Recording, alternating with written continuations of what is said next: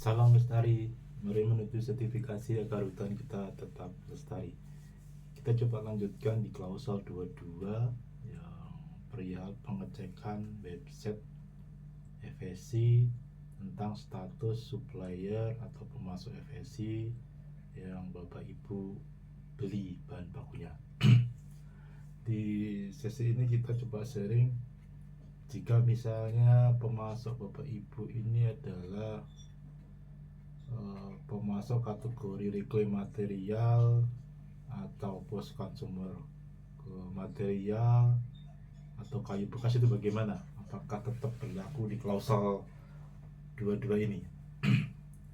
Jadi saya coba jelaskan mengenai reclaim material atau post consumer reclaim material ya. Ini antara lain kalau di dunia kertas itu ada kertas-kertas bekas yang biasanya dari supermarket, dari retail yang dikumpulkan oleh pelapak-pelapak Madura dan kemudian dijual ke pabrik. Itu adalah kategori reclaim material. Jadi barang bekas yang sudah tidak dipakai dan akan diolah lagi menjadi kertas, misalnya jadi fluting atau menjadi medium di pabrik-pabrik kertas.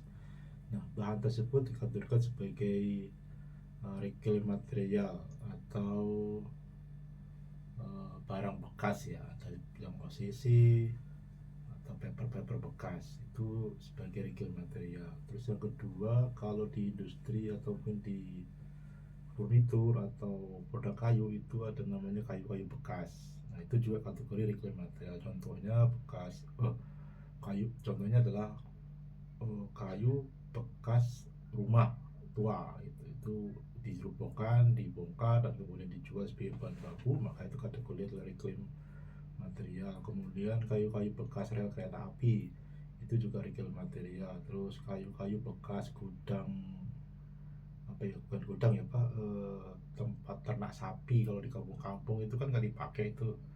Nah, itu kan sudah nggak dipakai dan dibongkar, dan itu sebagai bahan baku reclaim material. Atau kayu-kayu jendela, pintu yang sudah nggak dipakai oleh rumah dibongkar, itu sebagai bahan baku reclaim material juga. Jadi di sini adalah reclaim material atau recycle bahan baku yang dipakai oleh perusahaan atau pabrik yang memenuhi sertifikasi. Nah, dua bahan tadi yang kertas-kertas bekas sama kayu-kayu bekas, apakah klausel 22 ini berlaku? Jadi jawabannya adalah itu tidak berlaku. Jadi apa konsekuensinya? Pada saat Bapak Ibu memang yang dibeli adalah kertas bekas seperti saya sebutkan tadi, ataupun kayu-kayu bekas yang saya sebutkan tadi dan kategori adalah reclaim material, maka di klausel 22 ini tidak dinilai, artinya NA, dan tidak wajib melakukan pengecekan website FSC-nya. Nah, itu yang perlu digarisbawahi. Kemudian konsekuensi lainnya adalah di prosedur pun harus jelas. Untuk kayu-kayu bekas ataupun kertas bekas itu tidak melakukan pengecekan website FSC karena itu bahan baku reclaim material. Nah, itu yang saya coba share di klausal 22 ini. Jadi andaikan perusahaan memiliki cukup seperti itu, maka itu yang harus dilakukan. Kalau misalnya memiliki cukup yang dua, misalnya reclaim material kayu bekas punya, virgin forest dari hutan atau dari HPH pun punya kayu log ya, yang kayu log tetap dicek, dari hutan tetap dicek websitenya, tapi yang untuk reclaim material ini, kayu bekas ini tidak perlu dilakukan pengecekan di website FSC. Jadi NA dan klaimnya di outputnya itu adalah FSC recycle. Nah, namun di konteks ini saya sarankan terutama untuk jenis bahan baku kayu recycle harus benar-benar kayu recycle ya. Jadi harus benar clear bahwa itu bukan kayu bulat yang lama terus disimpan terus dianggap sebagai kayu recycle, bukan. Jadi memang benar-benar kayu yang sudah dipakai di dalam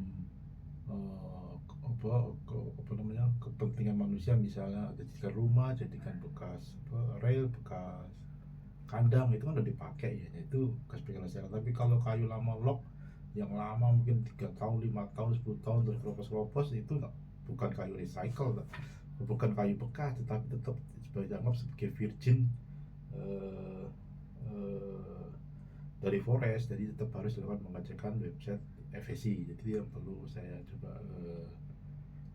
garis bawahi tentang sharing, apakah kayu bekas ataupun kertas bekas harus dilakukan pengecekan di website FSC. Nah, itu yang sudah saya sharing di sesi ini.